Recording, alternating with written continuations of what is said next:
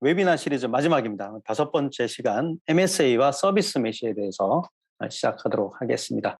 자, 오늘 여러분들한테 좀 말씀드리는 거가 크게 두 가지 내용입니다. 이 MSA에 대한 개요 말씀드리고요.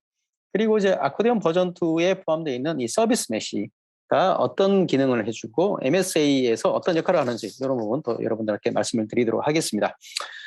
그리고 저희가 마지막으로 MSA로 아키텍처리 된 그 샘플 앱이 있습니다. 저희가 그 샘플 앱을 아코디언상에서 배포하고 어떤 식으로 또 모니터링 하는지 이런 부분의 데모를 저희가 보여드리도록 하겠습니다. 요즘 이제 MSA가 굉장히 핫하게 지금 대두가 되고 있습니다. 예, 뭐 요새 뭐 컨테이너 플랫폼 특히 검토를 한다 그러면 대부분 이제 MSA가 많이 이제 연관이 되어 있습니다. 예. 그래서 이 MSA라는 게 갑자기 왜 요즘 들어서 이렇게 각광을 받게 됐는지 요거를 먼저 말씀을 드리도록 할게요. 이 모든 애플리케이션 아키텍처는요, 이 종속성을 벗어나기 위한 방향으로 진화를 하고 있습니다. 제가 그 학교를 졸업하고 이 IT계에 발을 들어놓은 게 이제 98년입니다. 그래서 지금 한 24년 정도 뭐 IT 밥을 먹고 있는데, 사실 이제 제가 처음에 IT에 발 들어놨을 때가 대부분 이제 클라이언트, 서버 앤 클라이언트 방식이었어요. 아직도 그 소켓 방식으로 통신하는 이런 애플리케이션들, 주로 이제 굉장히 오래된 애플리케이션들, 특히 이제 생산 라인 쪽에 가보면 이런 애플리케이션들이 많습니다. 아직도 이제 여전히 서버 앤 클라이언트 방식으로 현재 개발된 것들이 이제 돌고 있는데요. 자, 이때 보면 대부분 인프라 구조는 물리 서버고요. 앱 구조는 말 그대로 이제 모노로릭식이었습니다. 앱 하나가 전체 모든 어떤 티어에 대한 기능을 다 제공해 주고요. 그리고 개발 방문 넣고 워터폴 방식으로 어떤 개발이 이루어졌습니다. 자, 이럴 때 이 애플리케이션은 완전히 인프라에 종속적입니다. 자, 이때 당시에 주로 많이 썼던 게 유닉스입니다. 그죠? 유닉스 각 브랜드에서 제공해 주는 하드웨어와 OS에 완전히 종속이 되어 있죠. 그리고 개발자들도 내가 개발하는 이 애플리케이션은 어느 하드웨어에 어느 OS 기반에 올라가야 된다는 걸 다 인지를 하고 개발을 해왔습니다. 예. 그래서 나중에 뭐 특정 벤더가 마음에 들지 않았을 때 실제 바꾸질 못합니다. 예, 바꾸질 못하기 때문에 과거에 이제 90년대나 아니면 2000년 중반까지도 보면 우리나라 뭐 차세대를 진행한다고 그러면 대부분 이제 유닉스 하드웨어 벤더의 싸움이었어요. 예, 그래서 선, 뭐 IBM, HP 이런 유닉스 벤더들의 어떤 싸움이었다 보실 수가 있습니다. 근데 이게 이제 2000년 처음부터 시작해서 한 2010년대까지 웹 애플리케이션 방향으로 다 바뀌었습니다. 웹 애플리케이션 방향으로 바뀌면서 인프라 자체도 지금 우리나라가 이제 가상화가 도입되고 시작한 지가 한 10년 좀 넘었죠, 그죠? 인프라 구조도 x86 기반의 가상화로 많이 바뀌게 됐고, 앱 구조 또한 이제 3티어 구조로, 멀티티어 구조로 다 바뀌게 되는 이런 상황을 현재까지 지금 이제 운영을 하고 있는 거죠. 자, 요럴 때도 마찬가지로 우리가 이때 뭐 어떤 얘기를 많이 했냐면 하드웨어 종속성을 벗어나야 된다. 예, 언제까지 우리가 뭐 HP, IBM, 선 이런 하드웨어 밴드들한테 끌려다니고 살 거냐. 자, 그래서 이 하드웨어는 더 이상 유닉스 밴드한테 우리가 종속되지 말고 X86 표준 머신을 쓰자. 이렇게 우리가 많이 주장을 해왔었죠. 그죠? 자, 근데도 이게 종속성이 완전히 벗어나냐? 그렇지 않습니다. 예, OS와 환경 변수는 여전히 종속이 되더라는 거죠. 예, 대표적으로 이제 윈도우즈 쪽에 많이 종속이 됐고, 지금도 마찬가지로 이제 뭐 리눅스로 많이 전환했다고 하지만은 여전히 뭐 특정 브랜드의 리눅스 OS에 많이 이제 종속되어 있는 환경이죠. 그래서 하드웨어적으로는 어떻게 우리가 종속성을 벗어났지만 여전히 OS와 환경 변수에는 특히 뭐 자바 같은 경우 뭐 JDK 버전을 맞냐 안 맞냐, 그리고 뭐 자바 같은 경우 또 오라클 인수하게 되면서 오라클이 선을 인수하면서 뭐 나중에 분쟁이 붙고 막 이런 이제 일들이 많이 벌어지게 됐죠. 네. 그래서 즉 하드웨어 종속성은 벗어났지만 여전히 이제 OS와 환경 변수나 시스템 소프트웨어에 대한 종속성, 특히 뭐 우리나라는 완전 자바 왕국이잖아요. 네. 그러니까 특정 또 와스 브랜드에 또 종속되는 이런 일들이 벌어지다라는 거죠. 자, 그래서 야, 여기도 이제 종속성이 존재하니까 우리가 이 완전한 종속성에 벗어날 수 있는 방향으로 가자. 예, 이러면서 웹앱이 아닌 이제 클라우드 네이티브 앱이라고 많이 여러분들 들어봤었을 거예요. 예, 그 CNA라고 많이 얘기를 합니다. 예, 그리고 또 CNI라고도 또 얘기를 많이 해요. 예, 클라우드 네이티브 아키텍처, 클라우드 네이티브 인프라스트럭처 뭐 이렇게 얘기를 많이 합니다. 네. 자, 그러면서 앱 구조가 멀티티어에서 더 잘게 쪼개지는 마이크로 서비스 형태로 이야기가 많이 나오고 있고요. 자, 이렇게 되니까 이 마이크로 서비스를 담기 위한 그릇으로 뭐가 적합하냐? 물리 서버에도 올릴 수가 있고 가상 서버에도 올릴 수가 있지만, 예, 좀 더 효율성을 기하기 위해서 종속성에서 완전히 벗어나게 해서 이제 아예 OS나 환경 변수도 나 종속성 이제 뭐 싫어. 내가 개발한 앱이 어디 올라갈지도 모르는데 내가 허구한날 이게 어디에 올라갈 거 감안하고 나 개발 못해. 개발자들이 요구사항도 이렇게 되는 거죠. 자, 그렇게 되니까 완전 종속성에서 벗어날 수 있는 인프라스트럭처가 뭐가 있을까 봤을 때 이제 컨테이너가 적합하지 않냐. 그래서 이제 지금은 이제 컨테이너 이런 얘기가 많이 나오게 되는 겁니다. 자, 그러면 이 MSA와 클라우드 네이티브 아키텍처는 왜 대두가 되었는가? 과거에도 이제 MSA와 비슷한 그 SOA, 서비스 오리엔티드 아키텍처라는 이런 개념이 있었습니다. 근데 과거에도 이런 개념이 있었는데 지금 와서 보니까 이 MSA가 굉장히 대두되게 됐는데 왜 대두가 됐냐 이거죠. 옛날에 있었던 그 어떤 개념 중에 하나였는데 지금 대두되는 가장 큰 이유는요. 바로 이제 속도 전쟁입니다. 첫 번째는 비즈니스 변화가 굉장히 빨라졌어요. 옛날에는 우리가 애플리케이션 배포하는 주기 자체가 뭐 한 달, 뭐 일주일 이랬는데 지금은 이 앱을 배포하는 주기가 거의 하루.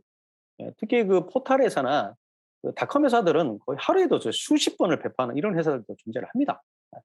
자, 그럼 왜 자주 배포를 할까요? 비즈니스 변화가 굉장히 빠르기 때문에.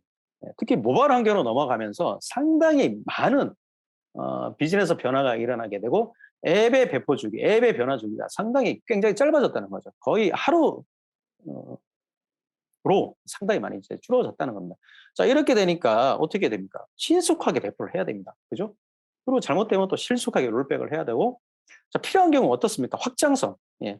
요구 사항에 따라 또 수평적으로 확장을 해야 되는 이제 이런 일들이 빈번하게 되는 거죠. 자, 요즘 여러분들 그 식당 출입하거나 어떤 그 공간을 출입할 때 여러분들 QR코드를 찍잖아요. 그죠? QR코드 찍을 때 어제 좀 여러분들 굉장히 불편했고 저도 뭐 매번 느끼는 건데 뉴스에도 오늘 아침에 나온 것 같더라고요. 예. 그 이제 이 사람들이 출입할 때 보면 뭐 백신 맞았냐 안 맞았냐 그거를 이제 그 정보를 가지고 있는 질병청의 어떤 특정 서버하고 이 통신이 잘 안 돼 버리니까 QR코드가 안 뜨죠. 그죠? 자, 왜 통신이 안 될까요? 그 트래픽이 갑자기 몰리기 때문입니다. 특히 점심 때 보면 여러분들은 아마 그 답답할 거예요. 그래서 저도 이제 수기로 적는 경우가 많거나 아니면 080 이게 전화하는 경우가 많은데, 자, 이럴 때 어떻습니까? 갑자기 트래픽이 폭주하게 되는 거예요. 아무도 이제 예측을 못 하는 거죠. 자, 이럴 때 서비스에 대한 확장성이 긴급하게 요구됩니다. 자, 이런 이슈들이 이제 계속 발생을 하게 되는 거예요. 그리고 또 뭐 당연히 중단 없는 서비스의 요구사항은 이제 지속적으로 계속 늘어나고 있는 거죠. 자, 이런 것 때문에 신속성과 민첩성을 우리가 담보를 받기 위해서, 그다음에 이걸 보장받기 위해서 MSA와 CNA가 바로 대두가 되는 겁니다. 자, 그러면 마이크로 서비스 아키텍처라는 게 과연 뭘까요? 간단합니다. 옛날에 그 모노릭식으로 딱 하나의 인스턴스, 하나의 거대한 앱으로 구성된 거를 여러 개 도메인별로 쪼개서 그리고 이 쪼개진 애플리케이션들을 서로 통신하는 어떤 구조를 가져가는 이런 형태를 바로 MSA라고 생각하시면 되겠습니다. 그래서 옛날에 하나의 앱이었는데 이걸 여러 서비스로 쪼갰단 말이에요. 여러 서비스로 쪼개게 되면 이들과의 어떤 상관관계를 가져가야 되고 이들과 통신을 할 수 있는 어떤 네트워크 구축이 필요하고 그다음에 또 데이터베이스를 쪼갰는데 이 데이터베이스 상대방 서비스에 대한 데이터베이스를 호출을 해오는 API를 통해서 호출하는 이런 이제 관계들이 이제 필요해지겠죠. 그죠? 그래서 뭐 MSA를 쪼개게 되면 뭐 API 게이트웨이 어떤 그 통신을 위한 단일 엔트리 포인트, 그다음에 앱들 간의 어떤 인증이 필요하게 됩니다. 그죠? 옛날에는 하나의 앱이었는데 상관없는데 이제는 앱이 쪼개졌잖아요. 쪼개지게 되면 A가 B를 노출할 때, B가 C를 노출할 때 상대가 누군지 인증인가를 받는 사람인지 아닌지 뭐 이런 것들이 이제 체계가 다 필요하게 될 겁니다. 그죠? 자, 그러면은 기존의 모노릭으로 내가 어떤 운영을 하고 있는데 이거를 MSA로 전환을 만약에 해야 된다. 그러면 언제 전환을 해야 될까요? 그리고 현재 내 앱을 MSA로 전환이 필요할까요? 안 할까요? 이 부분이 여러분들 아주 굉장히 많이 궁금해 하실 것 같습니다. MSA로의 전환 시점을 측정하는 방법이 있습니다. 이게 크게 두 가지 팩터가 있어요. 하나는 이제 가장 첫 번째 중요한 건 생산성입니다. 두 번째는 복잡도예요. 자, 그래서 그 모노로릭 같은 경우는 복잡도가 별로 없는 경우, 간단한 서비스 이런 것들 같은 경우는 모노릭으로 하는 거에 생산성이 상당히 높습니다. 근데 이제 이 애플리케이션 복잡도가 굉장히 높아지는 거죠. 예. 제가 아는 그 온라인 쇼핑몰 고객인데요. 그러니까 처음에는 이제 그 자바라 애플리케이션 짰는데 한 5년 전에는 뭐 예를 들어서 와스의 흰 메모리가 딱 2기가 이랬고 서비스가 2개밖에 없었어요. 그래서 그냥 모노로를 거 짰단 말이에요. 근데 이제 운영을 하다 보니까 요구사항이 막 굉장히 많아지는 거죠. 5년 뒤에 보니까 흰 메모리가 128기가 할당이 돼 있는 거예요. 와스에. 예. 그리고 서비스가 10대 개가 붙어 있습니다. 거기에. 뭐 여기 이제 믿으려고 운영하시는 분들은 아시겠지만 128기가 흰 메모리가 할당돼 와스를 한번 내렸다고 했는데 얼마나 걸릴까요? 한 30분에서 1시간 걸려요. 나중에 이게 그 개비지 컬렉션 할 때 어떻게 됩니까? 다운타임 1시간 가야 된다고 여러분 생각하셔야 되지. 자, 이런 것들 같은 거 어떻습니까? 이제 복잡도가 높아졌는데 모노리로 계속 운영을 한다? 아, 이거 생산성 장난 아닙니다. 서비스 하나 업데이트를 했어요. 만약에 서비스 뭐 일부 서비스에 대한 업데이트가 필요해서 서비스 하나 업데이트를 했다. 와서 내렸다 올려야 될 거 아니에요. 1시간 기다려야 된다. 그죠? 아, 이거 도저히 못할 짓이죠. 그죠? 자, 근데 그 앱이 매일마다 바뀐다고 생각해 보죠. 예, 아주 극단적인 예입니다. 예. 자, 이거 그대로 두면 안 되죠. 자, 이런 것들 같은 경우 서비스를 쪼개야 될 겁니다. 그죠? 예, 서비스를 쪼개고 MSA 아키텍처로 좀 나눈 고민하셔야 될 거예요. 자, 그래서 이 전환 검토 시점이 생산성이 모노로익 같은 경우는 자, 여기 보시는 빨간색 곡선으로 쭉 떨어지고 MSA 같은 경우는 이 복잡도가 있든 없든 처음부터 이제 뭐 쪼갰기 때문에 이렇게 복잡도가 좀 생각보다 있는 애플리케이션들 같은 경우가 MSA로 많이 시작을 하게 되죠. 사실은 그죠? 예. 자, MSA는 복잡도가 있나 없나 생산성에 대한 저하가 거의 없어요. 사실은. 근데 간단한 앱은 실제적으로 모노로익이 사실 MSA보다 생산성이 높지만 통상적으로 봤었을 때 복잡도가 늘어나면 늘어날수록 MSA가 훨씬 더 생산성이 높습니다. 예. 그래서 모든 앱에 대한 개발, 네, 그리고 아까도 우리가 그 중소성에서 왜 자꾸 벗어나는 방향으로 앱이 진행할까요? 결국은 다 생산성 때문이에요. 네. 생산성 때문에 앱이 어떤 그 개발 방법론이 진화를 하게 되는 거고, 진화된 개발 방법론에 담을 수 있는 가장 적합한 그릇이 뭐냐에 따라서 물리 머신으로 갈 거냐, 가상 머신으로 갈 거냐, 아니면 컨테이너로 갈 거냐, 이렇게 전행지는 겁니다. 모든 팩터의 중심은 바로 생산성입니다. 예. 자, 그러면 전환 시점은 어떻게 되느냐? 복잡도가 점점점 높아지는데 생산성이 쭉 떨어질 때 MSA와 모노리익이 요게 겹치는 시점이 있어요. 그죠? 겹치는 시점 바로 직전에 요때 이제 전환 검토를 하는 게 가장 좋지 않나 이렇게 생각이 됩니다. 그러면 MS의 특징이 뭐가 있을까? 이걸 한번 살펴보도록 하겠습니다. 일단은 모노리익 같은 경우는요, 각 서비스가 완전 타이트한 결합 구조예요. 이게 한 몸통이에요. 그죠? 근데 MSA는 각각 서비스로 쪼개기 때문에 이게 느슨한 결합 구조를 가져가게 됩니다. 네. 그래서 서로 뭐 API 통해서 호출하는 이런 관계, 네트워크를 통해서 연결하는 상관관계를 가져가는 거지, A라는 앱이 구동하기 위해서 B가 있으면 된다, 안 된다, 이런 구조가 아니는 거예요. 네. 서로 완전 종속성이나 뭐 이런 게 없고, 그러니까 타이틀리 커플드가 아니고 루즈리 커플드입니다. 느슨한 결합 구조를 가져가게요. 그리고 각 서비스는 독립적으로 개발되고 배포가 가능하고 특정 컴포넌트는 또 다른 프로젝트의 어떤 서비스의 하나의 형태로 사용이 가능합니다. 예를 들어서 뭐 인증 모듈 같은 건 우리가 다른 프로젝트에서도 공통적으로 쓸 수 있는 서비스입니다. 그죠? 이런 것들은 또 독립적으로 다른 프로젝트에 적용 가능하고 독립적으로 관리하고 독립적으로 개발하고 배포 가능한 이런 구조가 됩니다. 그리고 ABCD로 만약에 쪼갰다 앱을, 그러면 ABCD가 옛날에 하나의 앱이었어요. 그죠? 그러면 이 ABCD가 서로 어떤 상호의 통신 관계가 필요합니다. 그리고 데이터베이스도 쪼개졌다 그러면 B 서비스가 가지고 있는 데이터베이스가 A가 호출이 필요하다. 자, 이런 경우 API를 통해서 서비스를 호출하거나 통신하는 이런 방식으로 가져가게 됩니다. 그리고 데이터는 각각 독립적으로 저장하는 방식으로 가져가는 것. 이게 바로 MS의 특징입니다. 이 데이터를 독립적으로 저장을 하는 구조로 가져가다 보니까 요즘 그 MSA 프로젝트를 하시는 고객들이 가장 큰 고민거리가 뭐냐면 데이터베이스를 못 쪼갭니다. 앞단에 서비스 인스턴스, 여기 이제 보시는 이 그림처럼 앞단에 이 서비스 인스턴스를 쪼개는데 이 데이터베이스를 못 쪼개고 통으로 가져가는 이런 프로젝트도 현재 많이 이루어지고 있어요. 그러니까 DB를 원래 쪼개야 되는 건데 데이터베이스를 통합하고 복잡해지고 이러다 보니까 데이터베이스를 못 쪼개는 거죠. 못 쪼개고 데이터베이스를 하나로 가져가고 인스턴스만 쪼개는 이런 형태로도 요새 MSA라고 얘기하면서 프로젝트 하는데 실제로는 MSA라고 부르기는 좀 그렇고요. 이런 아키텍처를 또 미니 아키텍처라고 많이 얘기합니다. 그래서 실제적으로 데이터베이스도 각각 쪽에서 각 서비스별로 가지고 있는 거. 이게 진정한 마이크로 서비스 아키텍처다. 이렇게 말씀드릴 수 있겠습니다. 자, 그러면 장점과 단점이 무엇인지 이거 한번 알아보도록 하겠습니다. 일단 장점으로 본다면 각 서비스별로 독립적으로 개발이 가능하고요. 독립적으로 배포, 업데이트, 확장이 가능합니다. 그리고 우리가 그 서비스별 특성에 맞게 언어 인프라를 사용할 수 있다는 거예요. 뭐 프론트는 파이썬 쓰고 백엔드는 내가 뭐 자바 쓰고 이렇게 내가 원하는 이제 여러 가지 언어에 맞게 생산성을 더 높일 수 있는 언어를 우리가 쓸 수 있다는 거. 이런 것들이 또 큰 장점 중에 하나입니다. 그리고 뭐 어떤 특정 컴포넌트 서비스가 장애 났다. 이거 자체가 또 전체의 장애를 유발시키지 않습니다. 그리고 유지 보수가 굉장히 용이하다.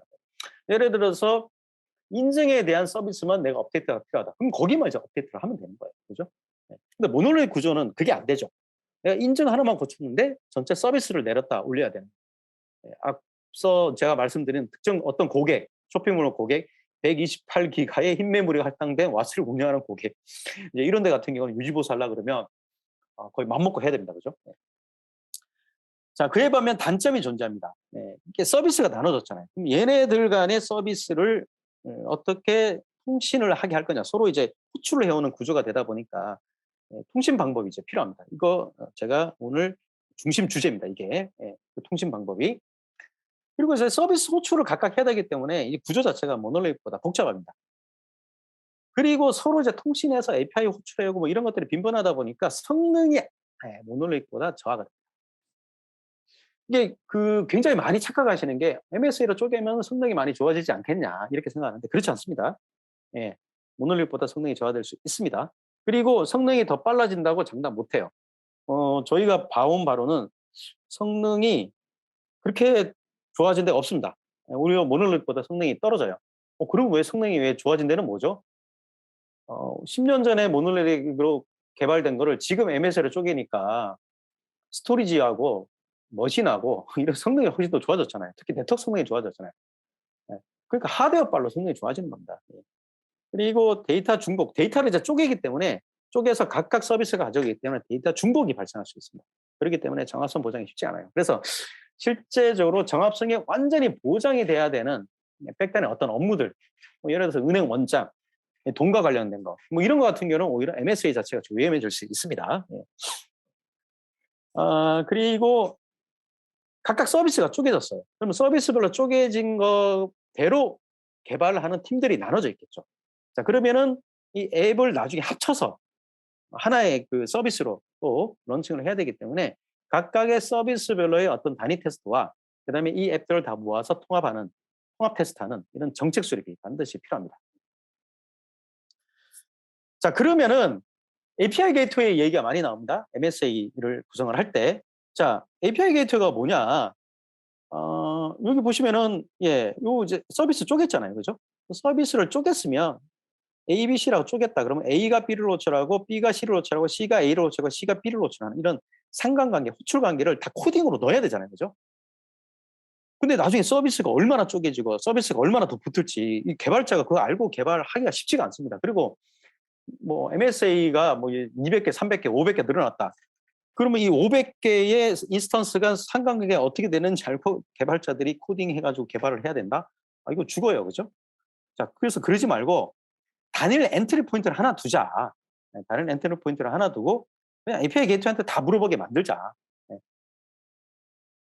그렇게 하나의 어떤 그 이들과의 상관관계와 호출 관계를 대행을 해주는, 중간에 관할을 해주는, 교통정리를 해주는, 이거를 우리가 이제 API 게이트라고 얘기를 합니다. 그래서 API 게이트웨이가 없는 상태로 우리가 MSA로 쪼개진 애플리케이션을 개발한다 그러면 얘네들 간의 호출 관계, 클라이언트가 어떤 서버 쪽으로 호출하고, 그다음에 서버와 서버 간의 서비스가 어떤 방식으로 호출하느냐, 이거 다 감안하고 다 앱을 개발을 해야 되거든요. 그때 쉽지가 않죠, 그죠? 그래서 중간에 어떤 조율자, 엔트리 포인트, 싱글 엔트리 포인트를 두는 것, 이게 바로 이제 API 게이트웨이입니다. 우리가 네트워크로 따지면 그 뭐 L7 스위치, L4 스위치하고 좀 비슷하다고 해야 되나? 뭐 그렇게 좀 이해를 하시면 되겠습니다. 그래서 이 API 게이트웨이를 두게 되면요, 개발자는 그냥 비즈니스 밸류에만 집중하고 그리고 요놈들 쪼개진 요놈들끼리 서로 뭐 인증, 인가, 타임아웃 걸렸을 때 하나의 단일 서비스가 타임아웃 걸려 가지고 응답이 없는 경우 어떻게 처리할 거냐. 그다음에 서비스 간 라우팅을 어떻게 처리할 거냐. 자, 요런 것들을 전부 다 대응해 주는 것들. 요게 바로 API 게이트웨이입니다. 그리고 얘네들이 독립된 서비스로 쪼개졌잖아요. 쪼개졌기 때문에 요 1이 2를 호출할 때, 1이 3을 호출할 때 서로 인증인과 관계가 돼 있어야 됩니다. 서로 허락된 관계인지 이걸 알아야 돼요. 예. 자, 근데 1이 2를 호출할 때마다 너 누구니라고 묻고 뭐 아이디 패스워드 집어넣고 이거 굉장히 어떻게 보면 난감해지고 상당히 불편해지죠. 자, 이거를 API 게이트웨이를 통해서 인증인가를 한번 허락이 되면 그러면 그다음부터 A가 B를 호출해 C가 C를 호출할 때 C가 A를 호출할 때 서로 신뢰 관계를 가지고서 인증인가에도 안 물어보고 뭐 얘는 인가된 앱이구나 이렇게 해서 뭐 응답을 주고 이런 관계를 가져갈 수가 있습니다. 예. 자, 그게 이제 API 게이트웨이가 하는 역할이다 이렇게 생각하시면 되겠습니다. 그래서 서비스에 대해서 뭐 응답이 없는 경우 리트라이를 몇 번 할 거냐, 타임아웃을 어떻게 설정할 거냐, 그리고 뭐 서킷 브레이크 이따 설명을 해드리겠습니다. 예. 그리고 이제 서비스에 대한 트레이싱, 서비스 추적을 해야 되잖아요. 중간에 뭐 누가 병목을 일으키는지 모니터링, 뭐 어떤 식으로 또 모니터링해서 트랜잭션이 잘 일어나는지 값을 보여줄 거냐, 뭐 인증인가, 자 이런 것들을 전부 다 처리해 주는 거. 이게 바로 API 게이트입니다. 예. 그리고 나머지 개발자들은 이러한 인증인가 어떻게 할 거냐, 서킷 브레이크는 어떻게 걸 거냐, 서비스 응답이 없는 경우 내가 어떻게 처리할래, 이런 거는 이제 더 이상 신경 쓰지 말고 비즈니스 로직만 짜게끔 만들어줄 수 있는 편리한 도구. 이게 바로 이제 API 게이트입니다. 자, API 게이트웨이가 그래서 보통 일반적으로 MSA 구조로 내가 앱을 짠다 그럴 때 반드시 필요한데 요새 뭐 갑자기 툭 튀어나온 거 있죠. 서비스 메시라는 게 나왔어요. 네. 그래서 이게 API 게이트웨이하고 서비스 메시하고 뭐가 다르고 얘는 뭐고 쟤는 뭐지? 굉장히 많이 궁금해 하실 것 같습니다. 이 서비스 메시는 그 이제 쿠버네티스가 이 세상에 나오고 나서 그러면서 이 서비스 메시가 갑자기 각광을 받기 시작을 했습니다. 그래서 주로 쿠버네티스 상에서 MSA로 쪼개진 파드, 이 파드 자체가 하나의 이제 뭐 쉽게 생각하시면 컨테이너라고 여러분들 그냥 생각을 하세요. 이 파드들 간 API를 호출을 해올 때 이제 과거에 그냥 API 게이트웨이를 썼잖아요. 자, API 게이트웨이가 아닌 서비스 메시라는 것도 마찬가지로 API 게이트웨이와 같이 그 서비스를 라우팅하고 API 호출하는 이런 네트워크를 꾸려줄 수가 있습니다. 그래서 얘네들 각각의 파드들 간 각각의 어떤 서비스를 상호 호출을 해오는 구조, 메시 구조의 네트워크를 형성을 해야 되거든요. 이게 바로 이제 서비스 메시고, 해주는 기능은 앞서 제가 말씀드린 API 게이트웨이와 기능이 거의 흡사해요. 서비스 디스커버리, 로드 밸런싱, 그다음에 서비스를 라우팅 해주는 거, 서킷 브레이크 해주는 거, 타임아웃 걸렸을 때 뭐 이를 설정하고 걔를 포기할 거냐, 아니면 타임아웃 걸린 부분 응답이 없는 건 몇 번 리트라이 할 거냐, 그다음에 TLS 인증, 트레이싱 해주는 거, 그다음에 매트릭 모아서 모니터링 해주는 거, 이런 역할들을 해주는 게 바로 서비스 메시입니다. 자, 그러면 여기서 여러분들의 질문이 나올 거예요. 그럼 뭐 API 게이트웨이가 써야 돼요? 서비스 메시를 써야 돼요? 얘네들 간의 차이는 뭐예요? 저희도 이거 질문 정말 많이 받습니다. 그래서 저희 뭐 프로젝트를 하다 보면 지금 한 MSA로 그 저희 쪽 아코디언 들어가면서 MSA로 적용되는 한 7군데 정도 고객이 있거든요. 근데 그중에 보면 서비스 메시로 구성된 데도 있고 API 게이트웨이로 구성된 데도 있어요. 저희도 사실은 처음에 몰랐습니다. 저희가 쿠버네티스를 할 때는 이스티오라는 게 없었어요, 사실은. 이스티오라는 게 없었기 때문에 그때는 API 게이트를 많이 썼는데 지금 이제 서비스 메시로 많이 넘어가고 있습니다. 자, 그럼 이게 두 개가 어떤 부분이 그 큰 차이가 나느냐. 자, 요거를 제가 설명을 하도록 하겠습니다. 자, 서비스 메시는요, 쿠버네티스 내부에 파드들이 구성되어 있고 이 파드들이 MSA로 쪼개져 있는데 얘네들 간의 어떤 네트워킹, 그러니까 내부 자원들 간, 쿠버네티스가 관리하는 내부 파드들 간 통신과 API 호출에 초점이 맞춰져 있어요. 자, 그에 반면 API 게이트웨이는 요 내부 통신 말고, 물론 이제 그것도 마찬가지고 내부 통신 외에도 쿠버네티스 바깥쪽에 외부의 물리 서버와 VM이 있을 수도 있잖아요. 그죠? 전체가 뭐 그 쿠버네티스 기반의 파드, 컨테이너 구조로 안 가고 쿠버네티스 바깥쪽에 어떤 서버가 있는 거예요. 인증 서버가 만약에 있다. 인증 서버가 외부 쿠버네티스 바깥쪽에 인증 서버가 있어요. 통합 인증 서버가. 그게 그 물리 머신일 수도 있고 VM 머신이 있는데 그쪽 API를 가져와서 내부의 이 파드들이 호출을 해야 되는 구조다. 자, 요럴 때는 API 게이트웨이가 필요합니다. 즉 API 게이트웨이는 내부와 외부 자원들 간 통신과 호출에 초점이 맞춰져 있어요. 그래서 주로 대내외 서비스, 그러니까 노스 사우스 간 통신을 담당하는 게 API 게이트웨이의 주안점이고요. 서비스 메시는 주로 이스트 웨스트 간, 그러니까 쿠버네티스 바깥쪽에 요렇게 하면 이스트 웨스트잖아요, 그죠? 네, 요렇게. 예. 자, 쿠버네티스는 예, 요렇게 옆에다 그림 그렸으니까 이거 지금 북쪽 남쪽이 아니네, 그죠? 자, 요 내부에 있는 이 파드들과 쿠버네티스 바깥쪽에 있는 외부의 특정 VM과 물리 머신에 간 서로 어떤 API 통신이 필요할 때, 이럴 때 주로 API 게이트를 많이 씁니다. 그래서 MSA들의 경계 내부에서 역할을 수행해 주는 건 이게 바로 서비스 메시고요. API 게이트웨이는 바로 외부 경계에서 역할을 수행하는 거예요.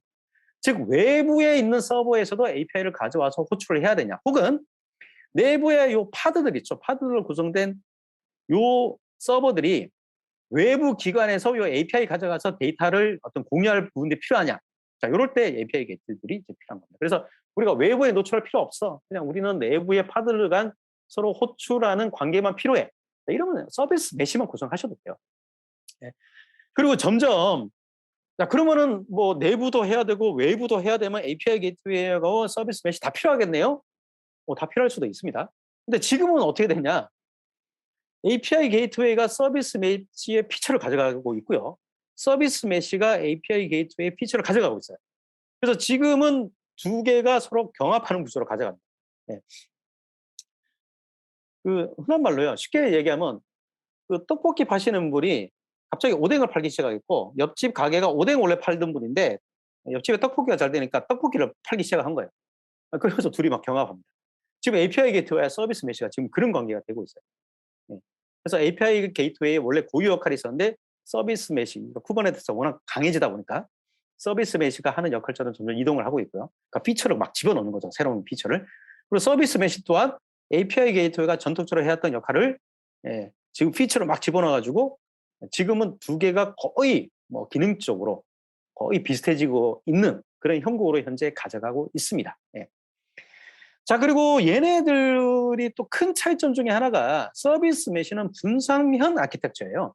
즉 뭐냐면 요 각각 파드마다 사이드카라고 주로 이제 엔보이 프록시, 이스티오를 쓰면 엔보이 프록시가 많이 보는데 이 프록시가 각각 파드 내에 다 위치하게 되고요.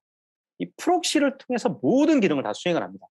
그리고 상단에 있는 컨트롤 판넬인 이제 이스티오 컨트롤 판넬에서는 정책만 내려줘요. 예. 그래서 하나의 이 파드나 이런 것들이 자연하더라도 얘는 영향이 없어요. 예, 서비스 메시 구성에 그 중단 이런 게 없습니다. 근데 그와 반면에 API 게이트웨이는 중앙 집중입니다. 얘가 라우팅 처리나 인증, 인가, 뭐 그다음에 트래픽, 쉬프팅 모든 역할을 다 수행을 해요. 그리고 정책도 마찬가지로 API 게이트웨이에서 모든 정책을 내리기도 합니다. 자, API 게이트웨이가 죽어버리면 어떻게 됩니까? 서비스가 완전 끝장이 나버립니다. 끝나버립니다. 그렇기 때문에 얘는 싱글 포인트 오브 페일러가 존재를 해요. 예. 그래서 API 게이트웨이는 반드시 이중화, 뭐 삼중화 이거를 반드시 고려를 하셔야 됩니다. 예. 그래서 요게 좀 큰 차이점을 가져갑니다. 예. 자, 그러면 지금부터는 뭘 설명을 할 거냐? 아코디언 버전 2는요. 서비스 메시를 제공합니다. 예, API 게이트웨이는 제공 안 합니다. API 게이트웨이는 별도로 다른 브랜드의 제품을 구매를 해야 됩니다. 예. 그래서 아코디언상에서는 API 게이트웨이를 제공해 주지 않고 서비스 메시를 현재 저희가 제공해 드리고 있습니다. 자, 그러면 서비스 메시가 더 애드온 됐을 때 어떻게 아키텍처가 바뀌냐면요. 자, 기존에 이렇게 쿠버네티스 클러스터가 있어요.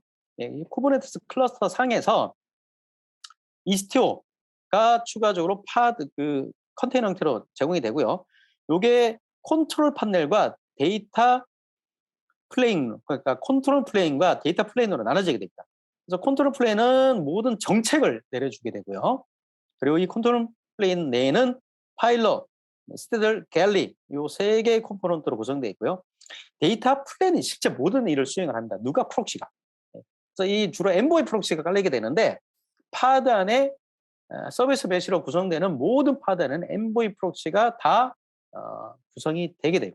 그래서 실제적으로 이 프록시가 MSA가 모든 네트워크 통신을 실제 역할을 담당한다. 이렇게 생각을 하시면 되겠습니다. 그래서 여기까지가 바로 이제 기존에 여러분들이 구성한 K8S는 아코딘이 되겠고요. 예, 여기에 이스티오가 더 추가되는 이런 그림으로 이해하시면 되겠습니다. 자, 그러면 각각의 컴포넌트들이 어떠한 역할을 하는지 한번 알아보도록 하겠습니다. 네, 그래서 파일럿, 시테들, 갤리, 이게 이제 컨트롤 플레인이고요. 이 파일럿은 주로 이제 프록시에 대한 설정 관리, 트래픽에 대한 어떤 관리, 뭐 이런 역할을 하게 되고요. 시테들은 이제 보안에 관련한, 인증, 인과에 관련한 이러한 정책을 수립을 하게 되고요. 그리고 갤리는 이스트에 대한 커피를 체크합니다. 그래서 여기서 설정된 정책을 그 각각 파단에 설치가 되는 엔보이 프록시로 다 내려줍니다. 다 내려주고 실제 모든 일을 누가 하느냐? 엔보이 프록시가 다 하게 됩니다. 그래서 이 엔보이 프록시는 사이드카 형태로 구성이 되고요. 쉽게 말씀드리면 좀 경량화된 L7 전용 그 스위치, L7 스위치다라고 그냥 여러분들 이해하시면 되겠습니다. 네. 그래서 하는 역할은 이제 서비스 디스커버리를 하고 로드 밸런싱을 수행하고 그다음에 인증, 인가, 그다음에 인증에 대한 어떤 터미네이션을 수행하고요. 그다음에 서킷 브레이크를 또 수행을 하고 그리고 건강에 대한 체크를 하고 타임아웃, 리트라이 뭐 이런 다양한 기능을 수행한 게 바로 엔보이 프록시입니다. 그래서 실제 일은 누가 한다? 바로 이 엔보이 프록시가 한다. 이렇게 이해하시면 되겠습니다. 그러면 이 각각의 역할에 대한 상세 기능 어떤 역할을 해주는지 그걸 한번 알아보도록 하겠습니다. 첫 번째가 헬스체크와 서비스 디스커버리. 예. 자, 그래서 요 각각의 파드들마다 여기 엔보이 프록시가 위치를 하게 되고요. 그리고 만약에 서비스가 여러 파드로 하나의 서비스로 구성된다. 그러면 이게 로드 밸런싱을 수행합니다. 그죠? 네, 로드 밸런싱을 수행을 하게 되고요. 그리고 특정 파드가 장애났다. 그러면 이제 헬스 체크를 하게 됩니다. 헬스 체크를 하게 돼서 특정 파드가 장애나게 되면 예, 그러니까 정상적인 파드로만 트래핑을 라우팅을 하게 됩니다. 예. 그리고 여기 이제 여기서 파드가 확정이 됐어요. 파드가 확정이 됐다 그러면 예, 자동으로 이 파드가 확정된 걸 알고 또 로드 밸런싱을 또 수행하는 서비스 디스커버리까지 다 수행을 하게 됩니다. 자, 그리고 라우팅 역할을 수행합니다. 근데 이 라우팅 역할을 컨텐츠 기반으로 서비스 라우팅을 합니다. 이게 이제 일반적으로 우리가 기존 네트워크 같은 경우는 커넥션 기반으로 TLP를 라우팅 하잖아요. 근데 여기서는 말하고 컨텐츠 내용 기반으로 서비스 라우팅이 가능합니다. 네. 그래서 예를 들어서 사용자가 만약에 안드로이드 기계로 들어오는 경우 있고 PC로 들어오는 경우도 있고 애플 기계로 들어오는 경우가 있어요. 그죠? 자, 이럴 때 HTTP 헤더에 담겨있는 그런 내용을 토대로 해서 각각의 접속하는 어떤 디바이스 종류가 다를 때 거기에 최적화된 서비스 서버 쪽으로 파드 쪽으로 서비스 라우팅을 해줄 수가 있는 이런 역할을 수행을 하게 됩니다. 그래서 컨텐츠 기반으로 서비스에 대한 라우팅을 해줄 수 있다는 거. 이게 또 특징 중에 하나고요. 두 번째는 이제 그 트래픽에 대한 분할입니다. 자, 여러분들 이런 경우가 있을 거예요. 서비스 1.0을 현재 운영을 하고 있어요. 그러다가 새로운 버전으로 서비스를 업데이트를 했습니다. 업데이트를 했고 얘를 올려야 되는데 올릴 때 웨이트를 줄 수가 있습니다. 네. 그래서 올리고 나서 반응을 봐야 되잖아요. 그죠? 완전히 이제 서비스를 A라는 1.0이라는 서비스를 수행하다가 1.1로 완전히 바꾸는 게 아니고요. 1.1도 이게 제대로 도는지 안 되는지 봐야 되잖아요. 그죠? 봐야 되는데 요거를 이제 트래픽 들어오는 걸 가지고서 특정 고객은 뭐 서비스 1.0으로 그다음에 특정 고객은 서비스 1.1로 이렇게 웨이트를 줘서 분할을 시켜줄 수가 있습니다. 네. 주로 이제 캐너리 배포라고도 많이 얘기를 하는데 AB 배포, 카너리 배포 이런 정책을 수립을 할 수가 있습니다. AB 배포 같은 경우는 아예 그냥 A로 다 보내버릴 거냐, 그러니까 기존 1.0으로 그리고 그 다음날 돼가지고 1.1로 아예 100%다 보내는 이런 방식으로 하는 게 주로 이제 AB 배포 이렇게 많이 얘기를 하고요. 이제 캐너리 배포 같은 경우는 이제 웨이트를 줘가지고 90%는 옛날 거, 10%는 새로운 거. 그러고 나서 여러 가지 반응을 보는 거죠. 네, 그리고 에러가 나는 것도 보고요.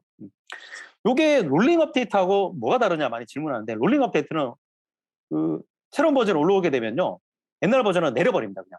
내려버리고 새로운 버전은 완전 교체하는 거. 요게 바로 롤링 업데이트고 이 서비스 메시에서 트래픽 분할은 옛날 버전, 새로운 버전 다 같이 올려놔요. 다 같이 올려놓고 파드 형태로 올려놓고 이렇게 웨이트를 줘서 트래픽을 이렇게 분할해 주는 거. 이게 조금 다릅니다. 그래서 이런 트래픽 분할을 통해서 새로운 서비스에 대한 반응 뭐 이런 것들을 점검을 할 수가 있습니다. 그리고 트래픽에는 또 미러링이 있습니다. 요게 미러링이 어떻게 보면 요 앞에 있는 이 분할하고 좀 많이 비슷합니다. 비슷한데 이게 좀 달라요. 어떤 게 다르냐면 이 분할은 그러니까 서비스를 A 쪽으로 가게 할 거냐 B 쪽으로 가게 할 거냐 해서 이 트래픽을 분할해 줘서 상대방의 어떤 반응을 기다리는 건데, 미러링은 뭐냐면요. 자, 1.1을 새로 만들었어요. 1.1을 새로 만들었으면 그 1.1에 대한 그 테스트를 하셔야 되잖아요. 여러분들이 테스트를 하셔야 되는데, 실제적으로 가상 유저를 접속하게 해가지고 막 테스트를 하잖아요. 그죠? 근데 이게 가상 유저를 가지고 테스트하는 게 보면 실제 유저만큼의 어떤 퀄리티를 못 냅니다. 우리가 QA를 진행을 할 때. 자, 근데 이게 실제 유저가 들어온 거에 대한 반응을 보고 싶은데 이렇게 앞서 있는 트래픽 분할로 실제 유저의 반응을 보려니까 좀 두려운 거죠. 이거 완전 새로운 버전 업데이트 됐는데 완전 허접이네. 뭐 이런 게 막 두려운 거야. 예. 자, 그래서 어떻게 하냐면요. 그 미러링을 해야 됩니다. 이거를. 그러니까 뭐냐면은 그 이스티오를 통해 가지고 서비스를 받았어요. 서비스 요청을 받았는데 이게 1.1로도 보내고요. 그다음에 동시에 이 트래픽에 대한 요청을 그대로 복제를 해가지고 이거를 1.1로도 보냅니다. 1.1로도 보냈는데 1.1은 외부 쪽으로 리턴을 안 해줘요. 예. 그래서 이게 어떻게 유용하냐면 라이브 테스트 할 때 유용합니다. 근데 우리가 라이브 테스트 할 때는 고객의 반응에 대해서 우리가 욕먹을 각오를 해야 되잖아요. 그죠? 욕먹을 각오를 해야 되는데, 근데 그 전에 에러 나는 거가 있는지, 그리고 어떤 대규모의 트래픽 요청이 나왔을 때 얘가 어느 정도 그 부하를 감당할 수 있는지, 뭐 이런 테스트를 고객 모르고 하고 싶은 거예요. 그러면서 고객의 실제 접속 어떤 환경에서는 하고 싶고, 자, 요럴 때 트래픽 미러링이 아주 굉장히 유용하게 쓸 수가 있습니다. 예. 자, 그리고 타임아웃에 대한 처리를 또 해줍니다. 뭐 타임아웃 여러분 뭐 아시는 것처럼 일정 기간 응답이 없으면 에러 처리를 해버리는 거예요. 자, 근데 이 타임아웃은 각각 서비스별로도 타임아웃 설정할 수도 있고요. 네. 그리고 요 이스티오 상에서 서비스 메시 상에서도 타임아웃을 설정을 할 수가 있습니다. 근데 각각의 서비스별로 타임아웃이 설정이 안 돼 있다 그러면 이스티오에 설정이 되어 있는 타임아웃 값을 따릅니다. 자, 그러면은 서비스 AB에도 타임아웃이 설정이 돼 있고 서비스 이스티오에도 서비스 타임아웃 설정이 돼 있다. 그럼 이거 누구 걸 따르나요? 짧은 걸 따릅니다. 짧은 걸. 그러니까 예를 들어서 서비스 쪽에 타임아웃이 3초 걸렸는데 이스티오가 5초 걸렸다.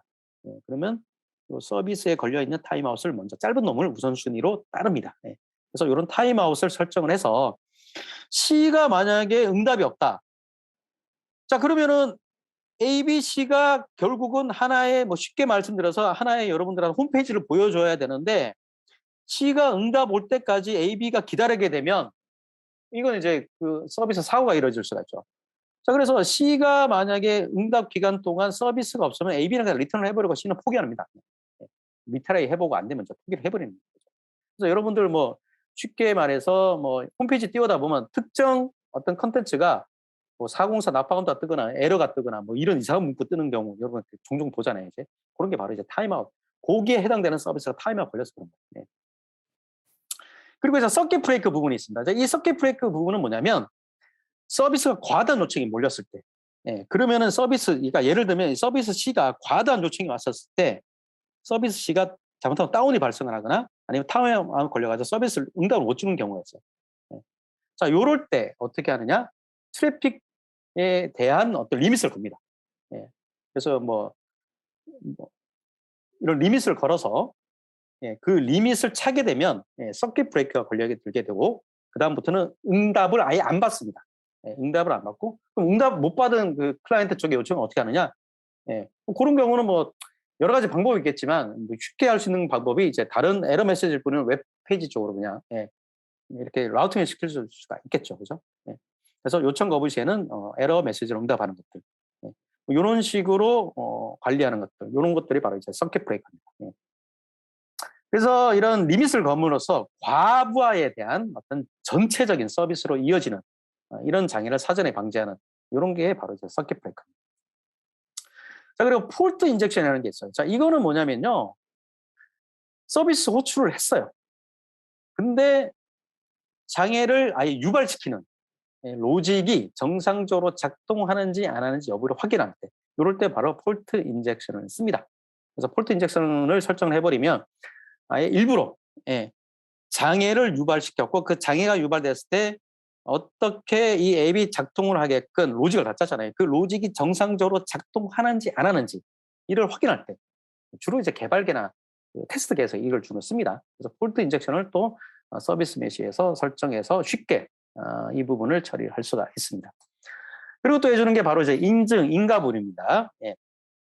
그래서 A, B, C, D, E 뭐 이렇게 여러 가지 서비스가 나눠져 있는데 상대방을 서로 호출해주는 구조예요. 그러면 서로가 신뢰관계가 형성이 돼야 되잖아요. 그렇죠? 그럴 때 인증서를 이용해서 양방향 TLS 인증을 통해서 서비스와 서비스가 인증을 수행하고요. 그리고 또 JWT 토큰을 이용해서 서비스에 접근하는 클라이언트 간 또 인증을 이런 API 게이트웨이나 아니면 서비스 메시가 또 다 대응을 해줄 수가 있습니다.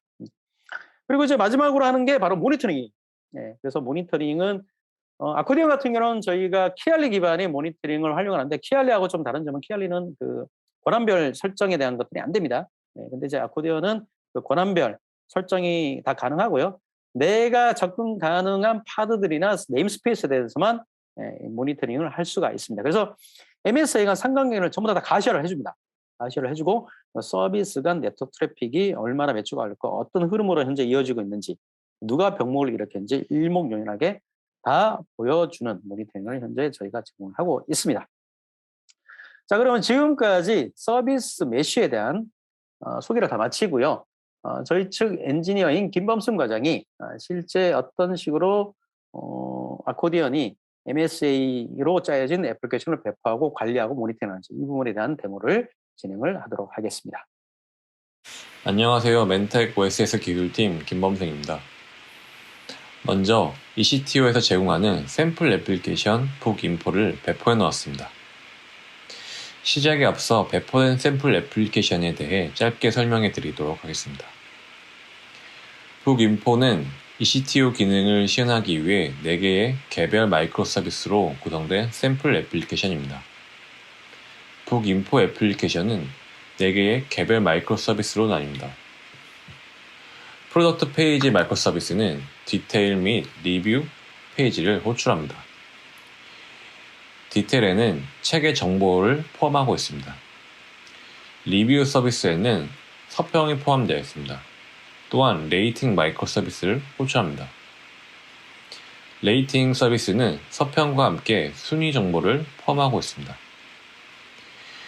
리뷰 마이크로 서비스에는 3가지 버전이 있습니다. 버전 1은 레이팅 서비스를 호출하지 않습니다. 버전 2는 레이팅 서비스를 호출하고 각 등급을 검은별로 표시합니다. 버전 3은 레이팅 서비스를 호출하고 각 등급을 빨간별로 표시합니다. 이렇게 각각의 마이크로 서비스는 아코디언 카탈로그를 통해 생성되었고 깃에서 소스를 가져와 빌드하고 배포된 상태입니다. 그럼 이렇게 배포된 마이크로 서비스를 서비스 메쉬로 구성해야 합니다. 서비스 메쉬 구성은 네임스페이스에 ECTO 인젝션 레이블을 추가하여 가능합니다. 서비스 메쉬 메뉴에서는 구성된 서비스 메쉬 구성 요소에 대한 목록 및 세부 정보 보기를 제공합니다. 모든 서비스 메쉬 정보에 필터링된 목록 보기를 제공하고 각 보기는 메쉬를 시각화하는 데 도움되는 상태 세부 정보를 제공합니다. 그럼 이제 1초마다 프로덕트 페이지를 호출하는 스크립트를 실행시켜서 부하를 발생해 보도록 하겠습니다. 들어온 요청은 프로덕트 페이지를 통해 연결된 각 마이크로 서비스로 전달됩니다. 사용자 요청이 전달되는 과정은 서비스 메쉬 토폴로지 화면을 통해 확인 가능하며 프로토콜마다 들어오는 트래픽에 대한 정보를 통해 서비스 상태를 확인할 수 있습니다. 브라우저에 요청한 북인포는 이렇게 응답받습니다. 이번에는 마이크로 서비스 중 하나인 디테일 서비스를 종료시켜 보도록 하겠습니다. 리플리카스를 0으로 만들면 포드가 종료되고 프로덕트 페이지에서 받는 요청은 디테일 서비스로 전달되지만 에러가 발생됩니다. HTTP 트래픽에서도 500 에러가 발생된 것을 확인할 수 있으며 브라우저 요청에서도 디테일 서비스에 에러가 발생되었습니다. 그럼 이제 다시 디테일 서버를 복구시켜 보도록 하겠습니다.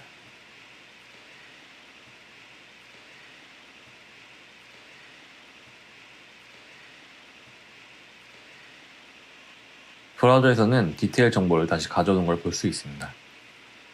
아코디언 서비스 메시 토폴로지 화면에서도 다시 정상적으로 요청을 처리하는 모습을 보여줍니다. 이렇게 아코디언 서비스 메시에 대해서 알아보았습니다. 감사합니다.